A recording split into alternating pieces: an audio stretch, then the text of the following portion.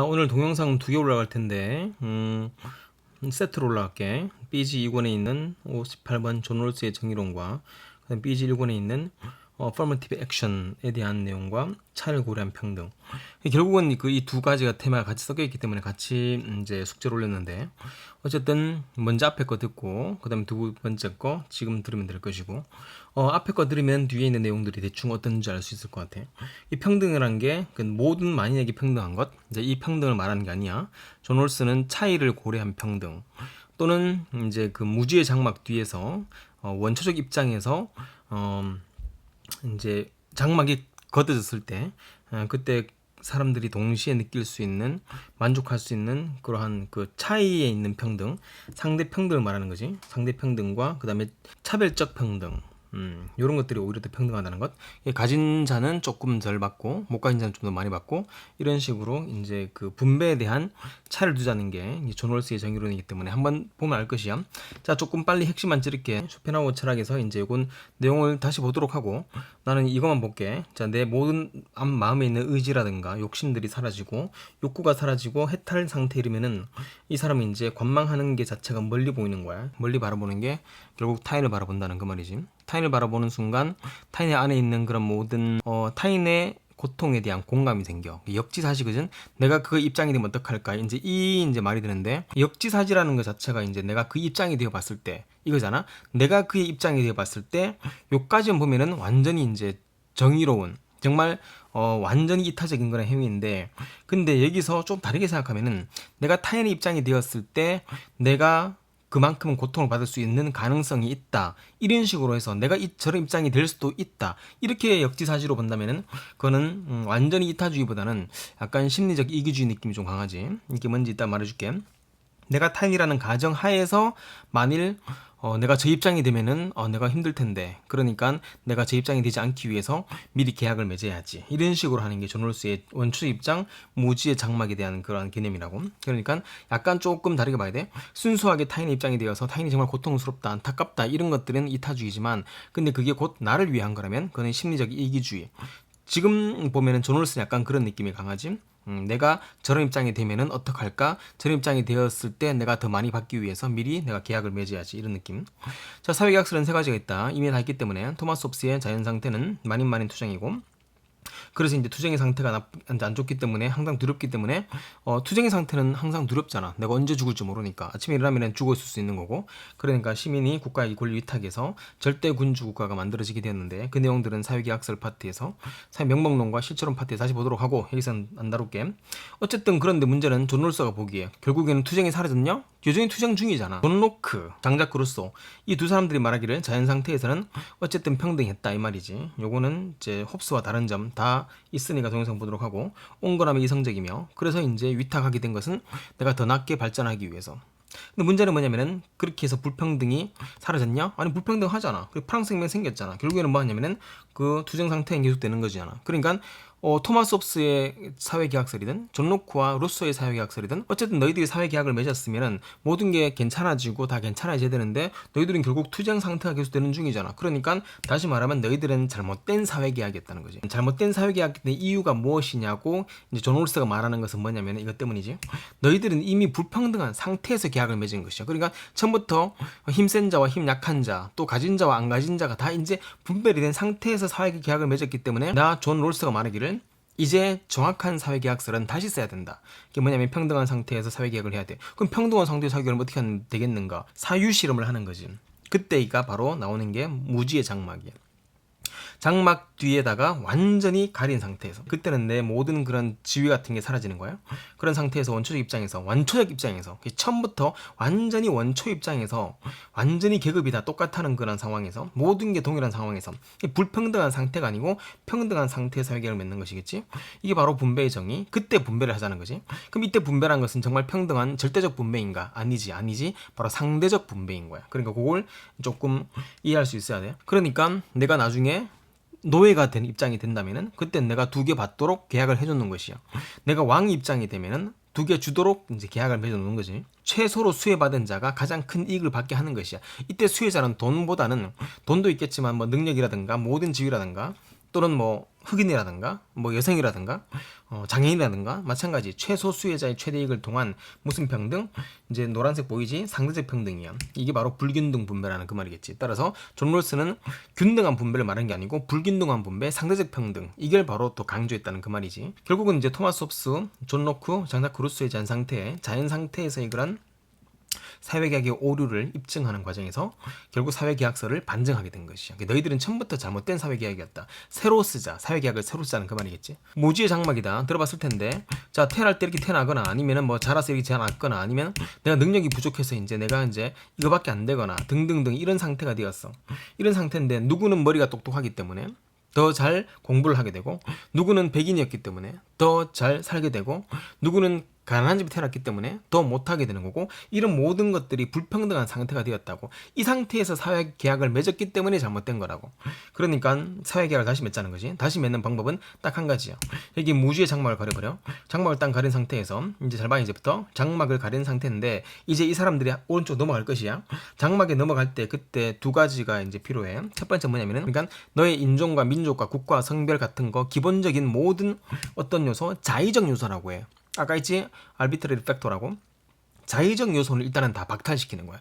뭐 참 많겠는데 신체적 특징도 있겠고, 어쨌든 인종, 민족, 국가, 성별 등등 자의적 요소는 전부 다 박탈시키고, 이 박탈시킬 거는 박탈시키고 갖고 가는 거거든. 우리가 이제 보통 목욕탕 가면은 이제 뭐 옷은 놔두면 박탈시키는 거고, 그 다음에 갈 때 이제 뭐 칫솔 같은 거 갖고 가잖아. 그 갖고 가는 게 있는데, 갖고 가는 게 뭐냐면은 유지할 것은 일반적 가치와 지식이야. 그러니까 기본적인 상식이지.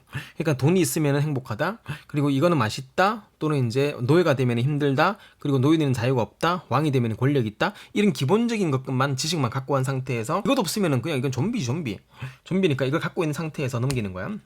한 사람씩 다 가가지고 너도 가고 무지의 장막으로 가리지. 지금 이렇게 됐지만은 내 이제 맥에서 이 가면서 이제 바뀌는 그림이, 그건 내 기능을 아직 몰라가지고 이렇게 하나씩 가면서 전부 다 장막 뒤로 숨어버렸어. 장막 뒤로 가려졌거든. 장막 뒤로 가려진 순간 이 사람들의 입장이 뭐냐면은 이렇게 되는 거야. 뭐 똑같은 거야. 그러니까 이제 누군지 모르는 거야. 방금 기억나냐? 뭐 오른쪽 끝에 있는 그 웃고 있는 이 새끼가 뭔지 기억 안 나지, 맞지? 그러니까 모두가 내가 누군지 모르는 거야. 그러니까 이거는 가상 실험일 뿐이야. 인종, 민족, 국가, 성별 또는 이 모든 것들을 싹 다 자의적 요소를 빼버리고 이제 이렇게 된 상태니까 이제 이때는 어떤 기분이겠냐고. 너희들 어떤 기분이겠냐? 이제 장막이 이제 거쳐지면은 그다음부터는 너가 뭐가 될지 모르는 거야. 그러니까 이 사람들이 전부 다 두려운 거야. 아, 장막 겉에지면 내가 어떡하지? 아, 내가 노예되면 엿되는데? 막 이런 식으로. 그러니까 결국은 장막이 거친 후에 자신의 위치를 알지 못하는 이게 두려운 거야. 이 두려움인, 이게 두려움인 거야. 이런 두려움을 갖고 있는 건 뭐냐면 밑에 있는 유지했던 일반적인 가치와 지식이 있기 때문이야. 만약 일반적 가치와 지식도 없어. 머리가 백지 상태야. 그러면 이게 뭐 노예가 좋은지 안 좋은지도 모르기 때문에 안 된다는 거지. 그걸 중요하다고. 존 롤스의 책 보면은 박탈할 것과 유지할 것이 구분이 되거든. 따라서 사전 일반적 지식을 통해서 그 다음에 자신의 위치에 대한 두려움을 자극하는 거지. 내가 나중에 거쳤을 때 그때 어떤 자기 위치에 있는 거, 내가 노예가 되면 어떡하지?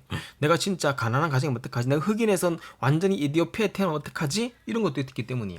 그래서 정의롭고 이성적인 분배를 원하게 되거든.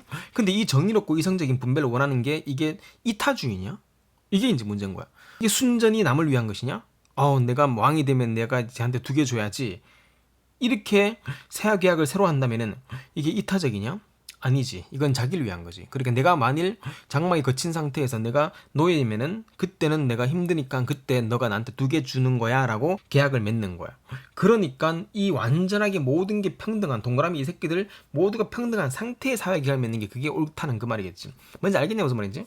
정의롭고 이성적인 분배를 원하는 건데 이거는 정말로 자기를 위한 거야. 내가 저렇게 되는 경우를 가상해가지고 역지사지의 입장에서 내가 저렇게 되면은 내가 힘드니까 나를 위한 거기 때문에 psychological egoism, 심리적 이기주의가 강하지. 혹시나 심리적 이기주의를 모르는 사람들은 간단해.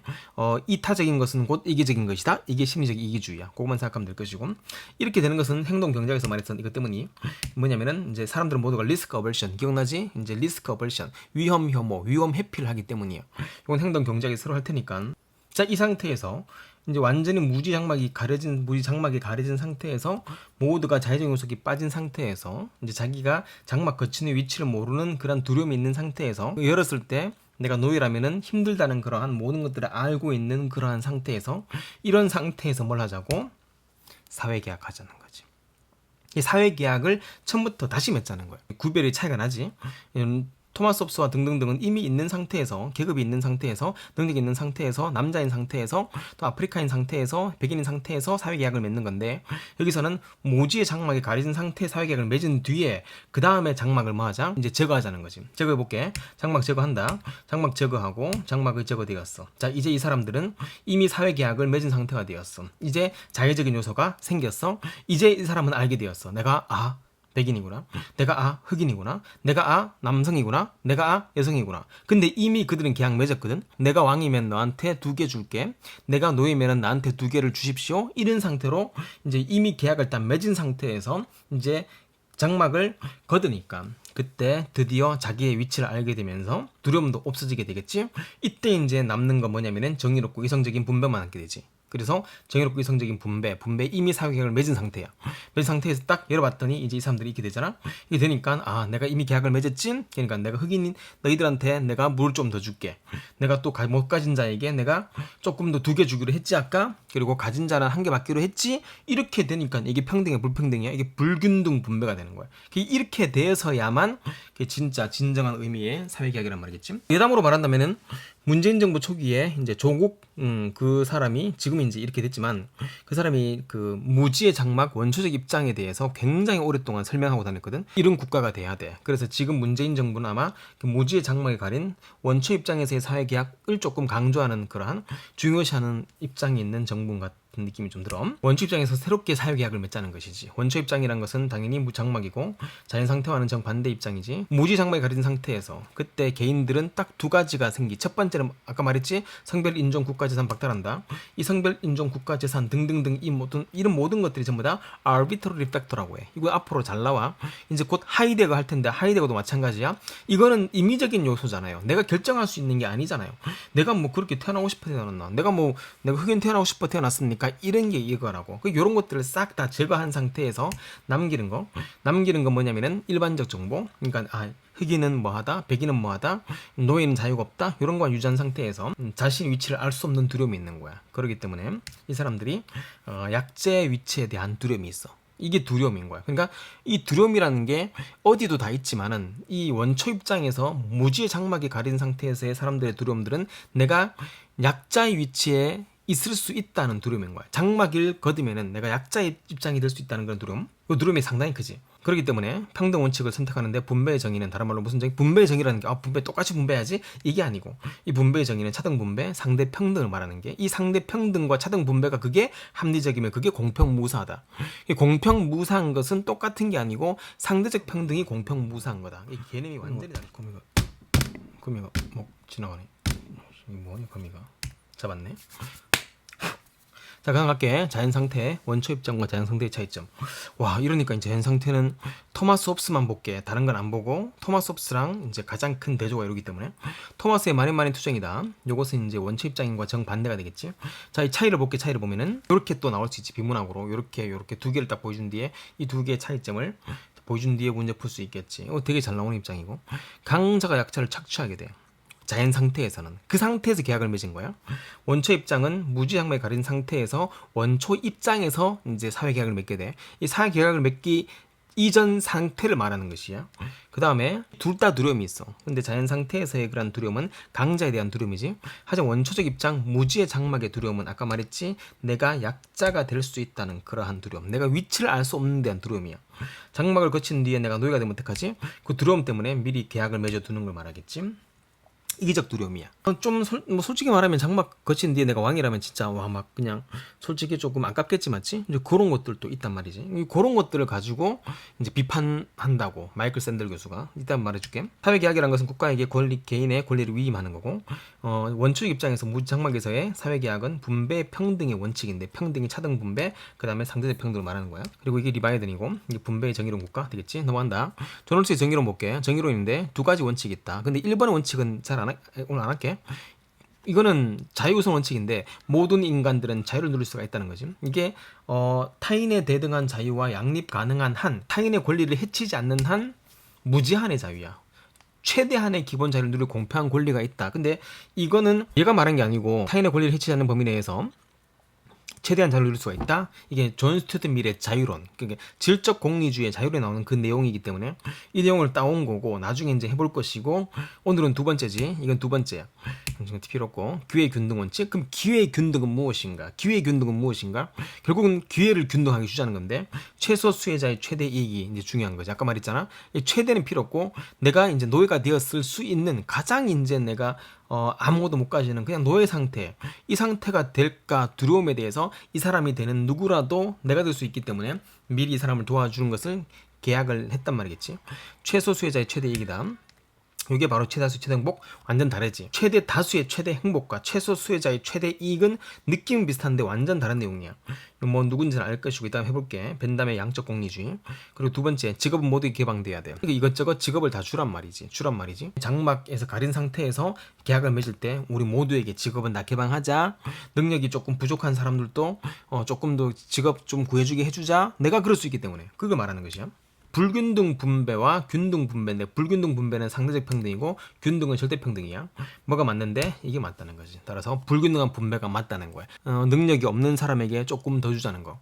그런 상태니까 국가는 이제 복지국가가 될 수밖에 없는 거지. 따라서 결국에는 하고 싶은 말이 뭐냐면 불균등 분배 이게 맞다는 거지. 자, 벤담과 롤스의 찾아볼게. 벤담이란 롤스랑 벤담은 공리주의, 롤스는 무지의 장막. 벤담은 기회 평등, 동등 원칙, 효율의 극대화. 그러니까 최대 다수가 행복하면 그게 좋은 것이야. 롤스는 아니지. 기회 평등, 차등 원칙이야. 차등의 원칙이야. 상호주의 원칙이라고 하면서 상호주의는 리시프로시티라는 그런 단어고 최다수의 최대 행복, 요거는 최소 수자의 최대 이익. 요거 둘 다 알아두어야 돼. 최대 행복의 원리고 최소 극대화의 원리. 이거는 이따가 한번 계산해 볼게. 균등 분배가 맞다. 얘는 차등 분배가 맞다. 이게 완전히 그 분배가 다르지. 얘는 똑같이 나누어 줘야 된다는 게 벤담의 공리주의고 롤스란 건 사람은 차등 분배 아니다. 못 가진 자에게 더 주는 게 맞다. 최소 가진 자에게 권리를 극대화시키는 게 맞다. 이런 거지. Affirmative action. 이거 벤담은 찬성하겠냐 반대하겠냐? 벤담은 affirmative action을 반대하는 거야. 왜냐하면 똑같이 줘야 되기 때문에. 하지만 존 롤스는 affirmative action을 찬성 반대하겠냐? 당연히 찬성하게 되겠지. 왜냐하면 이제 못 가진 자에게 조금 더 주자는 그 차등 분배 원칙이기 때문에 affirmative action은 롤스는 이제 찬성하는 입장이 될 것이야. 이건 절대 평등, 이거는 상대 평등 되겠지.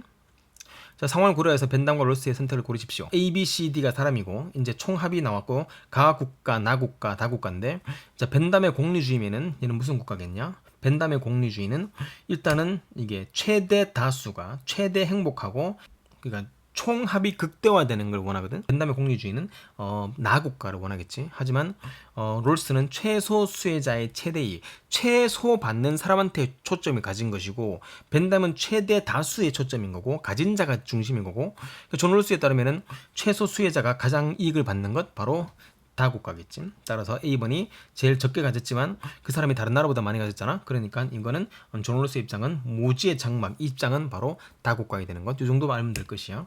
자, 존 롤스의 정의론에 비판이 있다. 비판은 뭐냐면은 마이클 샌들이 비판했지. 원초적 입장의 당사자들이 과연 진짜 인간을 할 수 있겠는가 이거지. 결국은 이게 가상 실험이기 때문이야. 이게 실제로 이런 일이 일어날 수 있겠냐? 누가 장막 뒤에 가려진 상태가 될 수 있는 그 상황을 만들 수 있겠냐? 이거는 그냥 말도 안 되는 거고 논리일 뿐인 거고 내가 남성인지 여성인지도 모르는 그러한 상황이 무슨 인간이겠냐? 원초적 입장의 당사자들은 지나치게 또 두 번째 개인주의적, 이기주의적이야. 그러니까 이 사람들은 누굴 위해서? 나를 위해서 계약을 맺는 거. 이거는 동기가 순수하지 않은 것 같은 느낌이 좀 드는데 이렇게 된 것이겠지. 하지만 결론적으로는 이제 계약을 맺기는 맺었어. 하지만은 사람들이 계약을 맺게 된 동기는 뭐냐면은 내가 제 입장이 되면 어떡할까? 그 두려움 때문이겠지. 그리고 또 한 개 나온 게 이거지. 아까 말했듯이 야 내가 왕이 되면은 내가 괜히 맺었네. 못 가진 자가 이제 노력을 안 한다 치자. 그러면 그 사람들한테 세금으로 내가 열심히 내서 그 사람을 도와준다 치자. 그러면 이제 가진 자들 또는 도와줘야 되는 자들, 위치가 높은 사람들, 장막을 거친 후에 내가 위치가 높은 사람들은 노력할 필요가 뭐 있겠는가? 어차피 평생 줘야 되는데 이런 입장이 있기 때문이야. 장막 거쳤더니 내가 막 그 의사인 거야. 그리고 저 사람은 일도 안 하는 그런 사람이야. 그런데 이제 장막 다 거친데 이미 계약을 해버렸어. 계약했더니 저 사람은 나는 원래 약자 입장이기 때문에 최소 수혜자의 최대익을 누려야 되겠지. 이런 마음으로 일도 안 하고 난 열심히 노력해서 걔한테 두 개를 줘야 되는 상황이고 이렇다면 내가 노력에 의지가 뭐 있겠는가? 그게 다 때려치는 거지. 결국에는 모두가 이제 아무런 그런 일을 하지 않는 그런 의지 상실 상태가 되지 않겠는가? 이런 비판들도 있었다는 그 말이 되겠지. 자, 뭐 좀 빠르게 정리했다. 왜냐면은 너무 길어지면 지루하기 때문에 나머지부터는 본문에서 여기를 다시 한번 깊이 해보도록 할게. 자, 넘어간다.